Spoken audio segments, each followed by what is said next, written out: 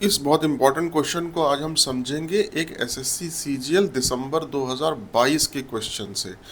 The student quit the coaching because he could not stand the teacher mocked him for one more day. अब देखिए, English grammar में जब कोई past का एक एक्शन दूसरे पास्ट के एक्शन का कारण बनता है, मतलब इस एक्शन की वजह से ये एक्शन होता है और वो एक्शन जो उसका कारण बनता है वो ऑन गोइंग नेचर का हो, मतलब कॉन्टिन्यूअस एक्शन हो, लगातार हो रहा हो, तो हम जेरेंड का प्रयोग करते हैं, यानी कि वर्ब की फर्स्ट फॉर्म प्लस आईएनजी का प्रयोग करते हैं। आइए इसको एक एग्जाम्पल से समझते हैं जो एसएससी सीजीएल दिसंबर 2022 में क्वेश्चन पूछा गया है। The boy had run away because he could not stand his father beat him for one more day. वो बॉय, लड़का, भाग गया क्योंकि वो बर्दाश्त नहीं कर सका अपने पिताजी की एक दिन और पिटाई।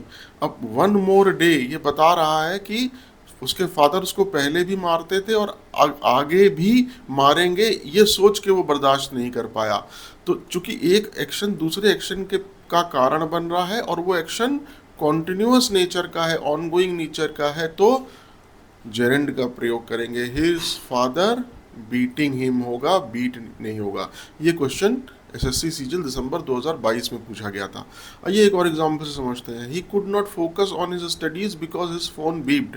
वो अपनी पढ़ाई पर फोकस नहीं कर सका क्योंकि उसका फोन एक बार बीप हुआ, ऐसा नहीं था, उसका फोन लगातार बीप हो रहा था, इसलिए अपनी पढ़ाई पर फोकस नहीं कर सका। तो बीपिंग होगा। एक एक्शन दूसरे एक्शन का कारण बन रहा है और कॉन्टिन्यूअस ऑनगोइंग नेचर का है।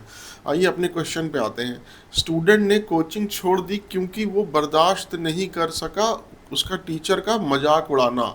अब टीचर ने एक बार मजाक उड़ाया तो नहीं कोचिंग छोड़ दी, टीचर ने लगातार मजाक उड़ाया क्योंकि फॉर वन मोर डे लिखा हुआ है। तो मॉक्ड नहीं होगा, मॉकिंग हिम होगा। कॉन्टिन्यूअस नेचर है, ऑनगोइंग नेचर है, इसलिए वर्ब की फर्स्ट फॉर्म प्लस आईएनजी आया। तो एरर कहाँ थी? सी में। Thank you so much.